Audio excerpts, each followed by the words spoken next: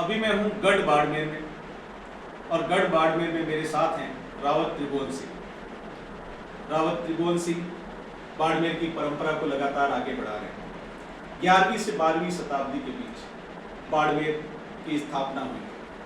आज जानते हैं, क्योंकि बाड़मेर में अभी लॉकडाउन जैसा ही कुछ माहौल इस समय चल रहा है, सीमाओं पे तनातनी है, इन सब मुद्दों को लेकर मैं इनसे बात करूंगा।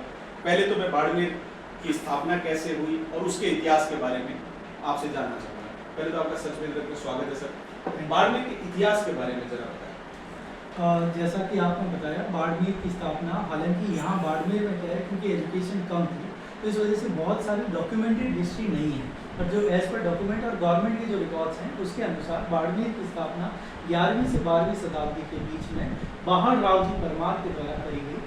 वो बाड़मेर आज जहाँ जिस जगह हम आज मौजूद हैं, इससे लगभग 25 किलोमीटर इस डायरेक्शन के अंदर जूना करके गांव है, वहाँ हुआ करता था। ऐसा बताते हैं कि बाहर राव जी परमार ने वहाँ बाड़मेर की स्थापना करी। परमारों के बाद यहाँ चौहान शासकों का राज रहा, और चौहानों के बाद मैं जिस वंश परंपरा में आता हूँ उसमें रावत लूका जी हुए, जिन्हें लगभग 13वीं शताब्दी के आसपास, जो रावल मलिनाथ जी के ग्रैंडसन भी थे, उन्होंने चौहानों से इसे टेक ओवर किया। तब से 13वीं शताब्दी से लेके भारत आज़ाद हुआ, तब तक यहाँ राठौड़ों का राज रहा।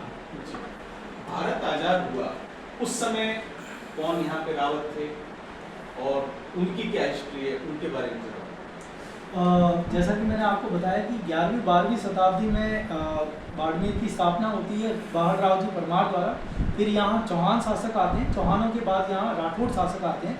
रावत भीमा जी जूना में राठौड़ साम्राज्य के आखिरी शासक रहे 16वीं शताब्दी के आसपास। ऐसा बताते हैं कि कोई श्राप की वजह से हमें उस पुराने बाड़मेर को छोड़ना पड़ा, और जहाँ आज हम मौजूद हैं यहाँ पे 1606 भारतीय सरकार के रिकॉर्ड अनुसार 1606 में रावत भीमा जी के टाइम में हम जूना से आज जहाँ ये बाड़मेर है, यहाँ हम अपनी कैपिटल को शिफ्ट करते हैं, और उस स्थान को जूना बाड़मेर लोग कहने लगे, इसे नया बाड़मेर कहने लगे।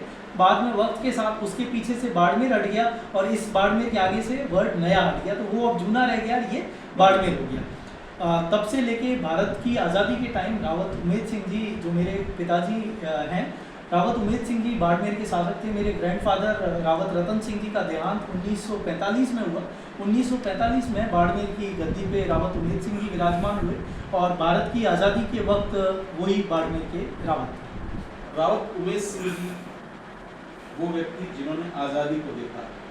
उसके बाद का जो हम रिकॉर्ड अगर देखते हैं तो उन्होंने 2 चुनाव जीते हैं। वो बाड़मेर से भी विधायक रहे, सिर से भी विधायक रहे। उसके बारे में जरा बताइए कि 62 में ही उन्होंने पहला चुनाव क्यों लड़ा।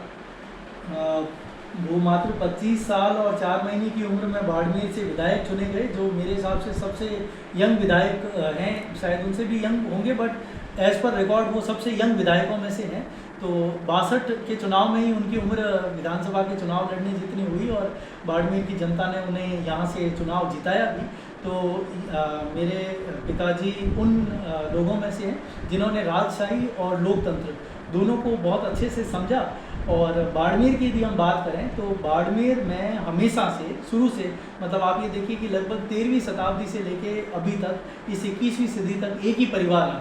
तो ये तभी हो सकता है ना, यहाँ कोई तरह का मतलब आपस की राइवलरी नहीं रही, आपस में कभी कोई तरह का झगड़ा नहीं रहा। ये तभी रह सकता है जब यहाँ के शासक जनता के लिए बहुत प्रिय रहे होंगे। तो इसी का ये परिणाम है कि बाड़मेर के रावत उमेद सिंह जी आज़ादी के बाद भी बाड़मेर से बहुत अच्छे मार्जिन से चुनाव जीते, और बाड़मेर में एज अ MLA भी उन्होंने बहुत अच्छा अपना काम किया। तो मेरे को लगता है इसके पीछे हमारे पूर्वजों का आशीर्वाद भी था, और उनके द्वारा चलाई गया वो जो शासन प्रक्रिया थी। हर वक्त के साथ में शासन की प्रक्रिया बदलती है, पर शासन करने का तरीका तो अलग अलग हो सकता है, बट शासन तो एक ही तरीके से होता है। तो उसको यदि हम देखें तो ऐसा कहना कोई अतिशयोक्ति नहीं होगी कि इस लोकतंत्र को बाड़मेर के परिवार ने बहुत अच्छे से समझा और अपने आप को इस लोकतंत्र के हिसाब से ढाला। और जैसे ही भारत आज़ाद हुआ तो हमने जो कॉन्स्टिट्यूशन ऑफ इंडिया है, जो प्रियम्बल है कॉन्स्टिट्यूशन का, उसको अपने सिर माथे पे लगाया। और मुझे लगता है कि इसी वजह से सक्सेसफुल भी रहे और इसी वजह से विधायक का चुनाव भी लड़ा गया।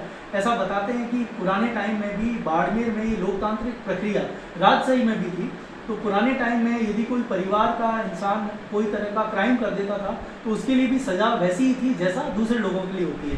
तो ऐसा बताते हैं कि यदि राज परिवार से रिलेटेड कोई आदमी भी यदि कोई तरह का कानून का उल्लंघन कर देता था तो उसे राजद्रोह के आरोप में इस राज्य से बाहर निकाल दिया जाता था। तो अकाउंटेबिलिटी जिसे हम कहेंगे, वो अकाउंटेबिलिटी हमारे यहाँ पहले भी बहुत थी।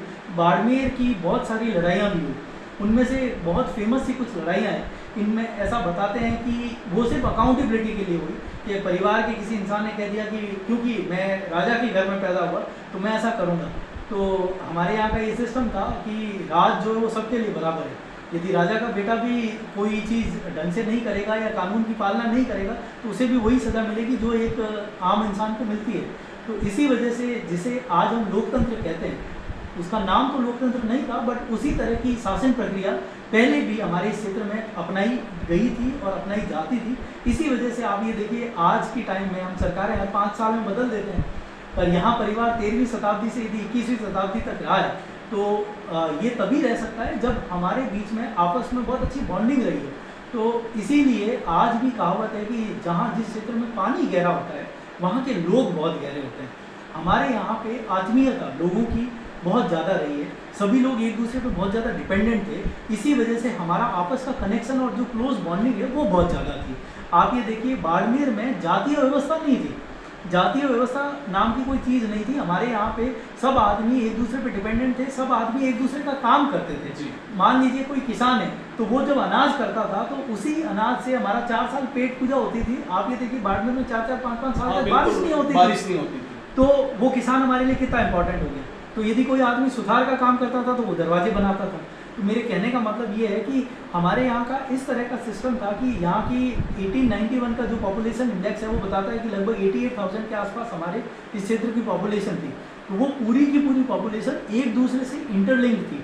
तो हम सब जीवित इसलिए थे क्योंकि हम एक दूसरे पे डिपेंडेंट थे, हमें एक दूसरे की आवश्यकता थी। तो हम में से यदि एक भी उस पीस को आप निकाल लोगे तो हम जीवित ही नहीं रह सकते थे। आप सोचिए कि इस 2025 के भारत में हम ये कहते हैं हमारे यहाँ पानी की समस्या है, तो आप इमेजिन करिए कि 12वीं 13वीं शताब्दी में बाड़मेर के हालात क्या रहे होंगे। पर आपको विश्वास नहीं होगा, बाड़मेर के अंदर आज तक ईश्वर की मेहरबानी से एक भी इंसान ने सुसाइड या एक भी इंसान की डेथ पानी नहीं होने की वजह से नहीं हुई है। तो बहुत बड़ी बात कह रहे हैं आप रिकॉर्ड देख लीजिए, आप देखिए बाड़मेर जिले में या जैसलमेर जिले में किसी भी इंसान की मौत पानी की कमी की वजह से नहीं हुई है। जबकि हमारे यहाँ पे यदि पर हेड पे अपन पानी कैलकुलेट करें वो 1 लीटर से कम उपलब्ध है। आज जो संसाधन हमारे पास है उसमें इतना पानी नहीं है।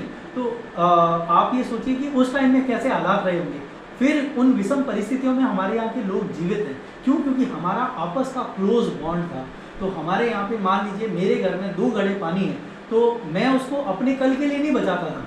मैं ये सोचता था कि आज जो मेरे परिवार का सदस्य मतलब जो 36 ही कौम मेरे आसपास रहती है, आज यदि हमारे पास 2 घड़े पानी है तो हम 36 ही कौम में इसको डिवाइड करते हैं, सभी लोग पी लें, कल का कल हम सब साथ में जो भी तरह का संकट आएगा उसको कल देखेंगे।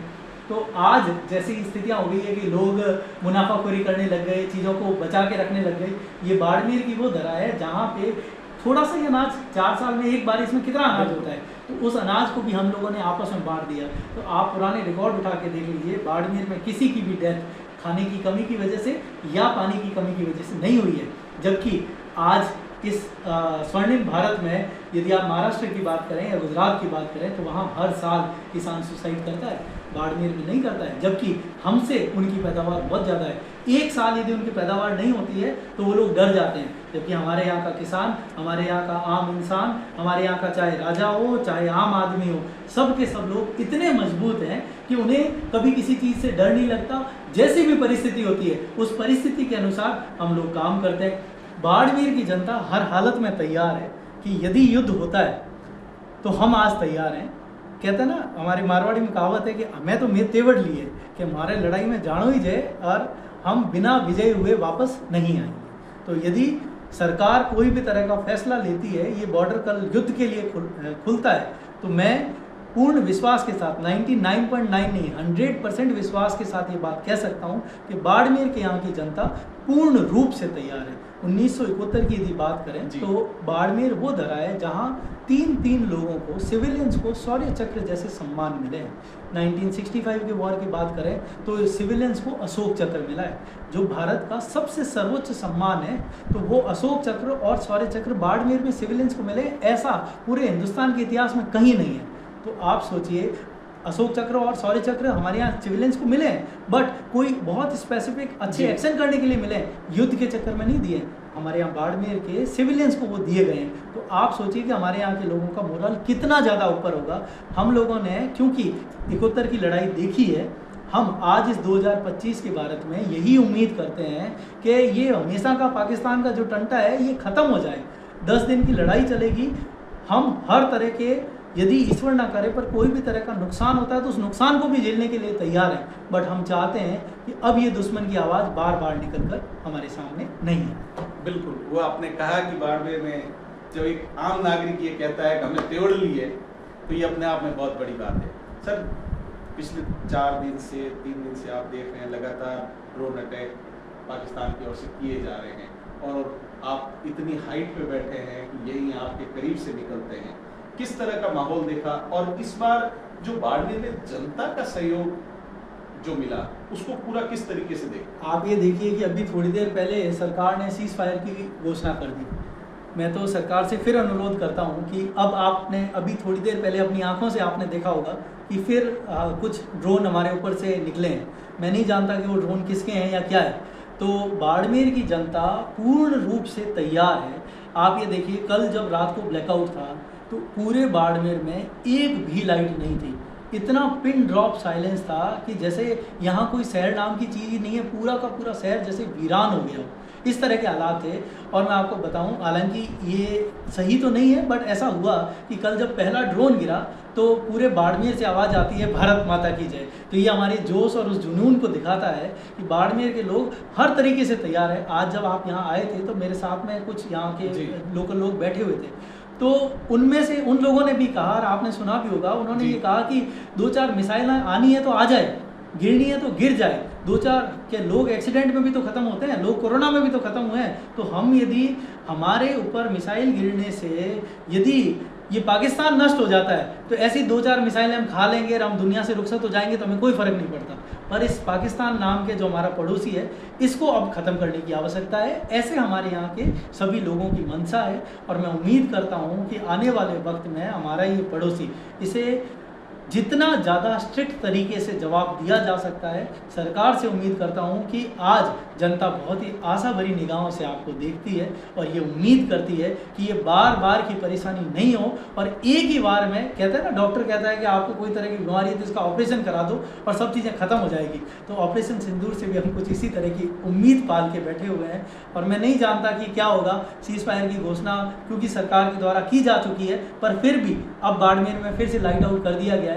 तो हमारा दुश्मन तो ऐसा है कि सब कुछ करने के बाद वो अपनी बात से मुकर जाता है। तो मुझे लगता है कि अब हमें वापस अपने ऑपरेशन सिंदूर की तरफ देखना चाहिए। जनता बहुत ही आस भरी निगाहों से देख रही है कि किसी भी तरीके से अब हमें बार बार हर दूसरे तीसरे साल अपने साथियों को खोना नहीं पड़े, चाहे वो पुलवामा की बात हो, चाहे किसी की भी बात हो। हमने हमारे बाड़मेर के लगभग 10 से 12 लोग 1971 में वॉर के अंदर खोए हैं। अब हम हमारे फौजी भाइयों को खोना नहीं चाहते। यदि सरकार को लगता है कि हमारे में से कभी किसी तरह की कोई कैजुअलिटी नहीं होगी तो सरकार का जो मनसा है वैसा सरकार फैसला ले, पर हम किसी का भी अपने परिवार का, किसी भी हिंदुस्तानी का खून इन दरिंदों की वजह से बहते हुए नहीं देखना चाहते। ये थे रावत त्रिभुवन सिंह, जिनका साफ कहना है कि अब बस, अब इस बीमारी का इलाज होना चाहिए। सहयोगी कुणाल भटनागर के साथ मैं विवेक श्रीवास्तव, सच बेदरक के लिए बाड़मेर से।